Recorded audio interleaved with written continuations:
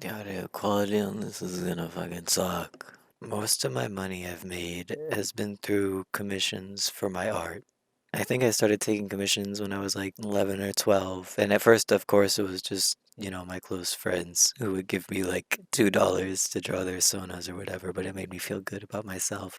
But that was how I made most of my money for my teenage years. And I didn't get my first real job until high school. I was like 16. Up until then, I had been sort of babysitting for money, but I got an offer for a job to paint at this warehouse, this haunted warehouse. It was like a haunted house maze type thing. It was huge.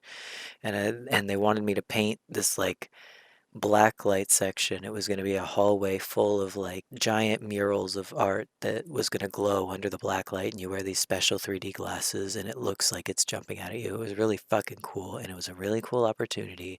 So, of course, I took it. I got to airbrush with this special paint and make these giant like skulls with snakes wrapping around them, Grim Reaper type shit. I don't know. It was weird, but it was so much fun. And then the owner of the place was happy with it and he offered me a job working the season, so like doing the actual haunted house work. So I said, sure. It was very under the table. All of the workers were from like my high school's theater program. It was definitely some sort of violation of the child labor law. But anyways, that job pretty much created my anxiety. I mean, I've always had anxiety, but it definitely didn't help. That job pretty much just destroyed me. A lady threw her glasses at me. It was cool. Having to deal with drunk people was scary. Anyway, that was sort of my first real job, I guess. I tried to get a job at a Shake Shack once. I showed up for an interview on the spot. I mean, it wasn't what I really meant to be doing. I submitted an application online and then I showed up and I wanted to just talk to a manager and be like, hey, just so you know, I submitted an application. Here's me. This is what I look like. I'm not crazy. Hire me, please. And I guess I somehow accidentally communicated that I wanted an interview right then and there. You know how like the game of telephone works. I think just by word of mouth and several mistakes, people thought I must have had an interview. So I got taken into the restaurant in the back, down the stairs, into their basement, and then into a storage room where I talked to three separate people in a row, like one after the other, gradually increasing in power level. I was very anxious the entire time, and they said they couldn't find my application on their record, but once I got home, I would just make sure I had sent it, and then I would hear back from them. And I got home from that, and I realized I had never hit send, so I just closed out of that window, and I never went back there. And you know what? It was a good choice. Because then I moved out of Seattle and I moved back home with my parents. And by this point, my depression and anxiety had both been gone untreated, unmedicated for several years now since I left art school. So at this point, I was kind of reaching my limit, my breaking point. I just can't function without medicine. That's just an unfortunate reality for me. Like, I can't. I break down. So I started breaking down. This was the beginning of like 2019. This is how my 2019 started. I ended up going to the hospital and then going into an intensive outpatient therapy program for a few months. Shout out to Boudreaux for fucking funding that. Oh my God. So I was in that for a few months. They released me around the time that I got a job because, they were waiting for me to have my life together or whatever so I could prove to them that, I'm good. I got it. I learned what I needed to learn. So I got a job interview through my best friend and then I got hired and then they let me go from the outpatient therapy program. So I started going to work and going to regular therapy like every couple of weeks or something and working on my anxiety. And by this time I was like medicated and kind of still sorting out what medications I was going to be on and what worked for me. But I was really, in a way better space than I had been before in my life. So things were going kind of good. I was very anxious to start with because, of course, like it was a brand new job. But I learned, and even though the boss was terrifying, she was like a really good leader and she got shit done. She like kept that place well run. And eventually, after a few months, I started to get pretty confident. I was like, I got this. I think I might be getting a key soon. I want to open and close the place like everybody else. I felt like I was about ready for that responsibility. And then there was a shift in ownership. Our owners suddenly announced, like very suddenly, that they were moving to Europe and immediately selling the business over to a friend of theirs who became my new boss. And she seemed really, really chill at first because, like, in comparison to the first boss, who was very intimidating and scary, she was kind of just nice and laid back. So cool, right? Well, So you know how I said the first boss, as intimidating as she was a good leader, she ran the place pretty well, right? Well, this boss doesn't have any experience running a business, and also she's pregnant, so she doesn't get to be around a lot, and as a result, everything's kind of falling apart. Within the first month, she had hired a new girl that none of us knew and immediately promoted her to manager. So she's in charge of everything. And nobody knew why. Everyone's like, what the fuck? Who is this? Why is she in charge? She doesn't know anything about anything. It turns out that she is the boss's babysitter. And apparently, actually, the boss has known this girl since she was like a little toddler. So it was a little bit of nepotism, but whatever. It was really strange. Even I, at that point, I still didn't have a key. I still couldn't open or close. And here comes this girl who is now, she's got her own key and she is also managing the whole business and she can schedule anyone to do anything. But she doesn't know how because she doesn't know how the business is run. So, like, she'll come up to you with a condescending tone and, like, be talking down to you while she's also asking you the most basic questions about the business itself, like, where are the spare locks? Oh, I should have mentioned. So, I work at an escape room.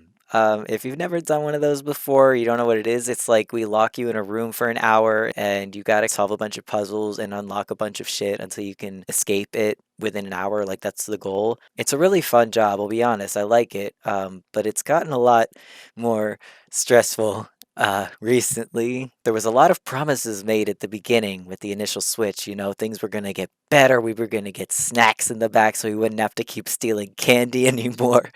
It was like all these promises, like we were going to start changing up the furniture, everything was going to be new, we were going to get new supplies, everything was going to get like restocked, and fucking none of that happened. The first promise that she made was that we were going to get new uniforms so that we could have like uniform hoodies because it was cold. And she said she was ordering them that day.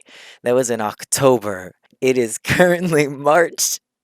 And we have not seen them. The other thing she lied about was spare locks. We need locks. Oh my god, the escape room is full of locks. All we have is locks. Everybody uses the locks every day. There's so much wear and tear because that's just the nature of the business. So obviously, a place like this needs a lot of spare locks, right? For replacement and changing out frequently, but we don't.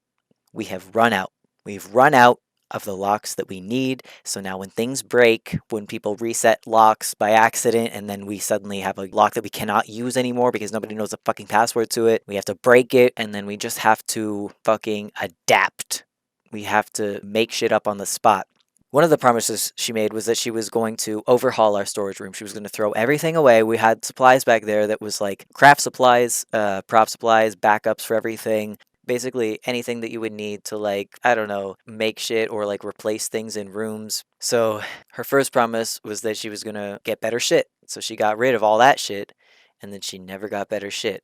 So the situation we are in now is we don't have any shit. So when things break, we have to MacGyver it. Literally MacGyver it. I'm talking rubber bands, hot glue, and duct tape. If it can't be fixed with those three things, we have to just throw it out and find another way around. We have to improvise constantly. Fucking adapt, overcome, improvise. That is currently what we are living by. It is so stressful. And man, when I tell you we all hate this so much, there was like 9 or 10 people when I started working. Um, there's about 3 or 4 of us now, and there's about to be even less. These people are leaving because they know what is good for them, they know what is good for their health, and I wish I could be a part of them. I want to be out of here so bad. It was a fun job. It's a fun job. I like it. I wish I was getting paid more because maybe then I could put up with the shit. But minimum wage, I don't make enough to be having the kind of panic attacks that I am having because this little girl does not know how to schedule a schedule for a Saturday night, our literal busiest nights when we have all 4 of our rooms booked up for several hours in a row and we only have 2 people working. I have cried at work so many times.